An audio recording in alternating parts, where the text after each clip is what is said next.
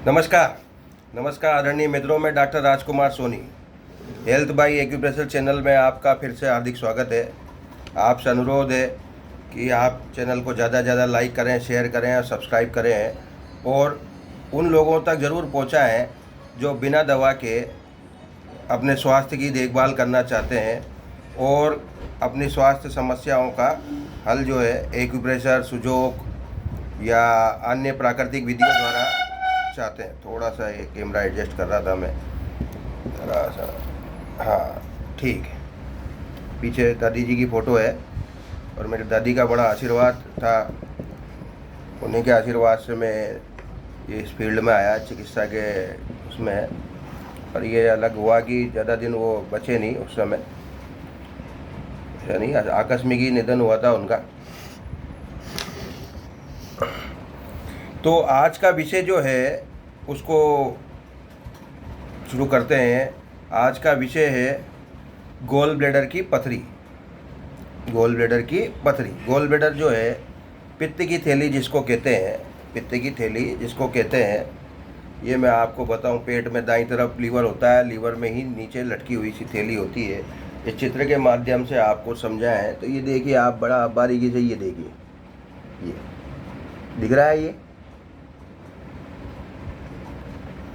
तो इस चार्ट में मैंने आपको बताया, तो ये इस तरह से हथेली में यहाँ इसका प्रतिबिंब केंद्र है। हथेली में यहाँ इसका प्रतिबिंब केंद्र है। तो रंग चिकित्सा के माध्यम से और रंग में भी किस तरह से रंग लगा के हम इसको ठीक कर सकते हैं। तो गॉल ब्लैडर दिखने को छोटी सी है, लेकिन उसमें पत्थर बनना ये संपूर्ण पाचन क्रिया जो है उसमें गड़बड़ी का संकेत है। संपूर्ण पाचन क्रिया में गड़बड़ी का संकेत है कि हम पचा नहीं पा रहे हैं, हम पचा नहीं पा रहे हैं, शरीर पचा नहीं पा रहा है, शरीर डाइजेस्ट नहीं कर पा रहा है, बाहर नहीं आउटपुट जा रहा है उतना जितना हम खा रहे हैं उस हिसाब से। और जैसे कि पथरी के लिए कहते हैं, सामान्य पथरी के लिए कहा जाता है कि कोई बीज निकल गया तो बीज का तो पथरी, बीज तो अपेंडिक्स में फंसता है, ऐसा सुना था। ऐसा कहते हैं बीज तो अपेंडिक्स में फंसता है ना, अपेंडिक्स में सूजन आ जाती है, कभी नींबू का बीज चला गया और किस तरह से। लेकिन पथरी के लिए है कि कोई चीज़ ऐसी जिसमें पत्थर का रेशा हो, कैल्शियम ज़्यादा खाने से पथरी होती है ये। तो पाचन क्रिया को दुरुस्त कर दें तो आदमी पत्थर भी पचा सकता है, पत्थर भी पचा सकता है, ऐसा भी है। मैंने टीवी में देखा था बरसों पहले, सुरभि सीरियल आता था, उसमें वो ईंट पत्थर खाता था, गारा ईंट खा रहा था और उसके सब चेक किया गया, सोनोग्राफी वगैरह करके बरसों से खा रहा था और उसका कुछ नहीं निकला, अंदर पचा पा रहा था। ऐसे लोग हैं, है ना। लेकिन वो सब खाना भी खाता था, वो ऐसी बात नहीं, पर पत्थर खा सकता था वो। ईंट खा खा के दिखाई दी उसने, टीवी पे खा के दिखाई दी।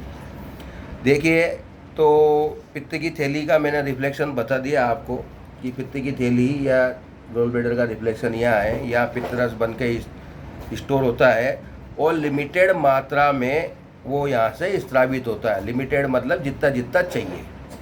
अगर इसको निकाल देते हैं, जब ऑपरेशन करते हैं तो इसको निकाल देते हैं, निकालने के बाद पाचन संबंधी समस्याएं पैदा हो जाती है, क्योंकि फिर वो उस पर नियंत्रण खत्म हो जाता है। नियंत्रण खत्म हो जाता है पित्त पे। पित्त तो जाता तो है, लीवर से बनता है, निकलता भी है, लेकिन वो क्या है कि अनलिमिटेड हो जाता है उसका वितरण, कोई उस पर नियंत्रण नहीं रहता, कभी कम कभी ज़्यादा, तो वो फिर उसको पाचन संबंधी समस्याएं बनी रहती है। तो इसमें दोनों हाथों में यहाँ प्रतिबिंब केंद्रों पर जो मेरिडियंस के बिंदु हैं उस पर रिफ्लेक्शन पे निशान लगेंगे। उसके पहले मैं आपको बता दूं, यही देख लें आप, तो इसी फोटो में दोबारा देख लें, है ना।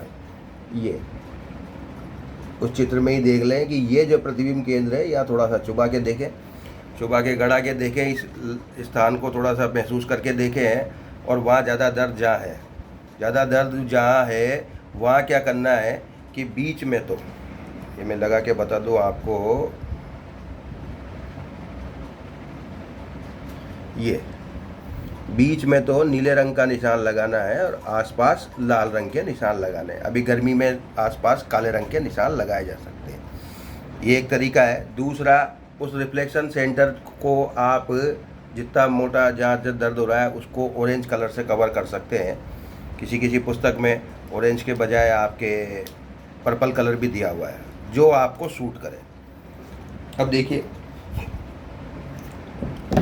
कि बाएं हाथ में मैं प्रतिबिंब केंद्र बता रहा हूँ और 4 निशान है इसमें, Li4, Li7, Si4, Si6 और नीचे है GB40 और GB36। 3 निशानों पर हमें लाल निशान लगाना है, 3 पर हमें नीला निशान लगाना है। अभी गर्मी है तो लाल वाले को काला कर दें। ये देखिए Li4 ये रहा, Li4 पे आप लगाएंगे काला निशान और Li7 पे लगाएंगे आप इसके ऊपर जो है Li7 पे लगाएंगे ये ऊपर, यहाँ लगाएंगे नीला निशान। इसी प्रकार Si4 पे लगाएंगे आप काला निशान, अभी तो सर्दियों में लाल लगा सकते हैं, और ऊपर लगाएंगे Si6 पर वो लगाएंगे नीला। और GB40 गोल ब्लैडर का 40 ये रहा, यहाँ लगाएंगे आप रेड या ब्लैक कलर, और GB36 जो इधर जा रहा है, थोड़ा इधर जा रहा है, वहाँ लगाएंगे आप नीला निशान। इस तरह से ये 6 बिंदु हुए जो कि हमें लगाने हैं दाईं तरफ बाएं हाथ में। अब दाईं तरफ वाले निशान में दोबारा बना के बता रहा हूँ। हाँ, तो अब ये देखिए आप, ये अब मैंने हाथ बदल दिया है, ये अब दायां हाथ हो गया है, ये दायां हाथ हो गया है। जैसा मैंने कहा था कि बाएं हाथ के निशान में बता चुका हूँ। अब दाएं हाथ में देखिए आप, दाएं हाथ में देखिए कितने बिंदु लगाने हैं। ये देखिए आप राइट हैंड में UB66, GB43, दो को इनको समझिए। UB66 ये रहा, ये किनारे पे, और GB43 बगल में। ये दोनों को तो लगाने हैं नीले रंग से। कौन से रंग से लगाना है? नीले रंग से। इसके बाद चलिए आप अगला जो है GB38 ये रहा, इसको लगाइए आप इससे ऊपर वाला, यह लगाइए काले रंग से या लाल रंग से। सर्दियां हैं तो लाल रंग से लगाएं और गर्मियां हैं तो काले रंग से लगाएं। और इसके बाद जो है आगे देखिए ट्रिपल वार्मर 2 ये रहा, ये ट्रिपल वार्मर 2 नाखून से जस्ट ऊपर पहली उंगली में, और यहाँ लगाना है आपको नीला निशान। इसके बाद है लीवर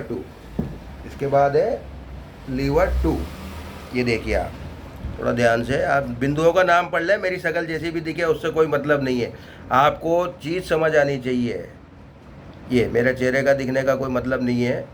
लीवर 2 पे जो लिखा हमने कि ऊर्जा बढ़ाना, यानी कि यहाँ, तो यहाँ देखिए लीवर 2 पे काला रंग लगाइए, ये रहा लीवर 2। ये देखिए दाएं हाथ की बात कर रहे हैं हम। इसके बाद चलिए आप K2 पे भी ये देखिए काला रंग लगाइए, ये K2।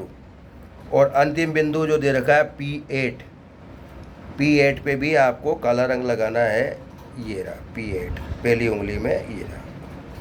तो देखिए मित्रों, गोल ब्लैडर कितना सा अंग और कितने अंगों का रिजल्ट जो है वो पथरी बनने से रोकेगा। कितने अंगों का इसमें जो बिंदु यूज हुए हैं वो उपयोग में जो आए हैं कि जिन मेरिडियंस को बस में किया गया है, जिनको नियंत्रित किया गया है। एक इसमें नियंत्रित किया लीवर की मेरिडियन को, दूसरा गोल ब्लैडर की मेरिडियन को, पित्ताशय की, तीसरा यूरिनरी ब्लैडर की मेरिडियन को, और चौथा आपके 3 तो ये हो ही गए, चौथा ट्रिपल वार्मर की मेरिडियन को। ट्रिपल वार्मर जो होता है वो रीढ़ की हड्डी की मेरिडियन कहते हैं उसको। फिर दिमाग की मेरिडियन को। तो ये आपके जो है कुल मिला, और किडनी की मेरिडियन को।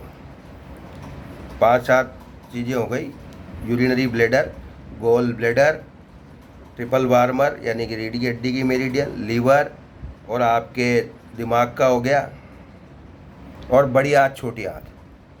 कितने चीज़ों के नियंत्रण के बाद हम पथरी को बनने से भी रोक सकते हैं और जो है उसे भी ख़त्म कर सकते हैं।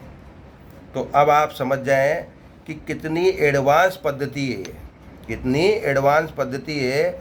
ये वो नहीं है कि नहीं साहब गोल ब्लैडर में पथरी बन गई, गोल ब्लैडर निकाल दो, क्योंकि वो जानते हैं कि गोल ब्लैडर छेद के अगर कभी भविष्य में ऐसा हो भी गया, आयुर्वेदिक वाले कहते हैं उसको तोड़ के निकाल देंगे, कर देंगे, जैसा भी है, तो वो वापस बनेगी।